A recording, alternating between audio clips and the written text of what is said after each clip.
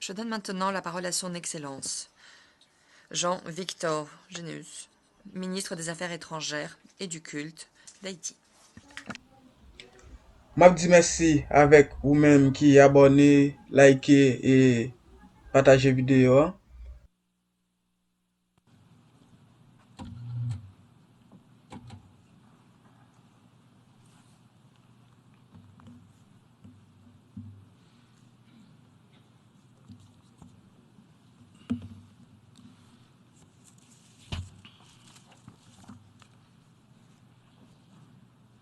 Monsieur le Président de l'Assemblée générale, Monsieur le Secrétaire général, Excellences, Mesdames, Messieurs les chefs d'État et de gouvernement, Excellences, Mesdames, Messieurs les ministres et ambassadeurs, distingués délégués, chers compatriotes,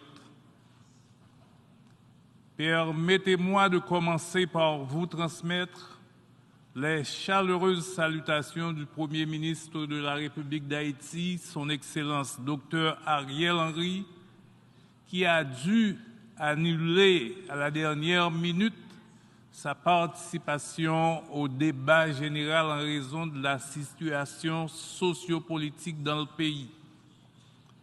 J'ai donc l'honneur de lire l'intervention qu'il devait présenter à cette tribune. Je voudrais adresser mes félicitations à son Excellence, M.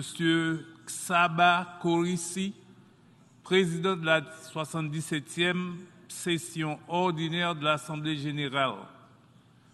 Je souhaite que, sous sa conduite éclairée, les travaux de cette Assemblée connaîtront le plein succès. Je tiens à saluer également le secrétaire général, son Excellence M. Antonio Guterres, pour son dynamisme à la tête de l'Organisation mondiale et son engagement renouvelé à la cause d'Haïti, en dépit de nombreux problèmes épineux et autres conflits qui affectent le monde. J'ai l'honneur aujourd'hui de m'adresser devant cette auguste Assemblée dans un contexte particulier de défis majeurs que nos États affrontent de manière récurrente, défis auxquels nous devons constamment faire face et trouver des solutions appropriées pour le bien de l'humanité. L'ONU, dont la mission est de préserver les idéaux de paix et de sécurité internationale, est le forum indiqué dans le cadre de la diplomatie multilatérale pour aborder et relever ces défis conformément aux principes du droit international et en vertu des valeurs véhiculées par sa charte, tout en respectant le droit à l'autodétermination des peuples. La paix et la sécurité mondiale sont menacées. J'appelle les protagonistes de tous les conflits qui bouleversent et font souffrir les citoyens du monde à un cessez-le-feu et à trouver des solutions négociées à leurs différends. Trop de victimes, trop de destruction, trop de conséquences pour les autres pays, trop de dommages collatéraux. Il est urgent de revenir au respect des règles communes du droit international et du vivre ensemble. La montée vertigineuse des prix des denrées de base sur le marché international fragilise l'économie de beaucoup de pays, surtout les pays en développement, et enfonce dans la précarité et l'insécurité alimentaire des centaines de millions d'êtres humains à travers le monde. La tentation est grande pour chaque pays de chercher à accaparer pour l'approvisionnement de sa population les ressources disponibles. Nous avons vu les résultats de ces comportements pour le contrôle des vaccins pendant la pandémie du Covid-19. Dans ces périodes difficiles, la règle doit être la solidarité entre les peuples. Mon pays, comme beaucoup d'autres dans la Caraïbe, dans l'océan Indien et ailleurs, demeure très vulnérable aux aléas climatiques, à la montée du niveau des océans et aux catastrophes naturelles de plus en plus violentes et de plus en plus fréquentes. Le passage d'un seul cyclone peut anéantir les efforts de dizaines d'années de dur labeur et d'investissement. Mon pays a fait, hélas, la douloureuse expérience de tremblements de terre et des cyclones dévastateurs. C'est une préoccupation pour les pays de la sous-région. Et au niveau de la CARICOM, nous avons une réflexion sur le sujet.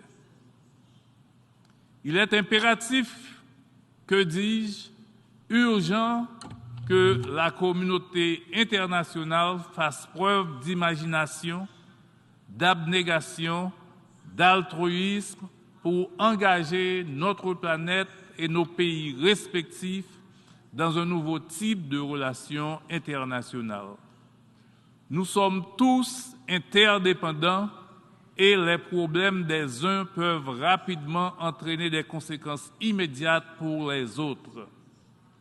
Par exemple, des conflits entre deux pays ou une trop grande misère dans d'autres provoquent des mouvements migratoires importants qui peuvent déstabiliser plusieurs pays limitrophes ou même plus éloignés.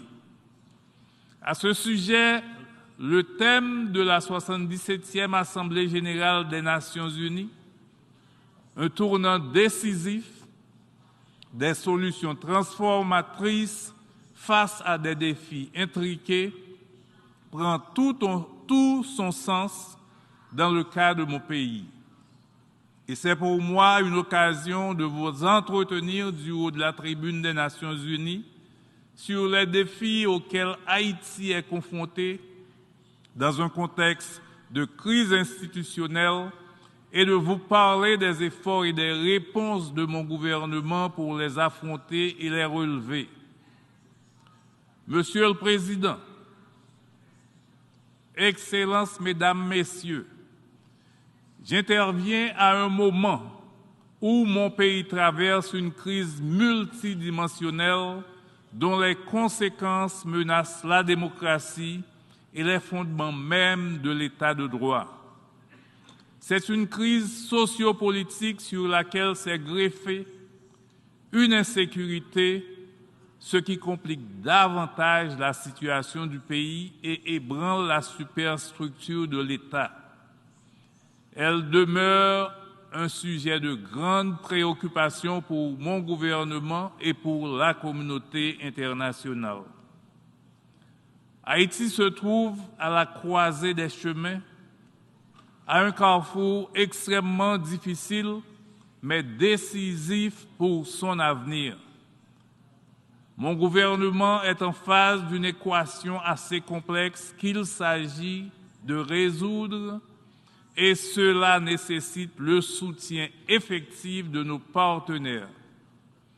Il s'agit pour mon gouvernement comme priorité de restaurer sans délai la sécurité et l'ordre public, trouver à brève échéance un élargissement du consensus autour d'un accord politique avec un maximum de secteurs en vue d'aboutir à une gouvernance apaisée.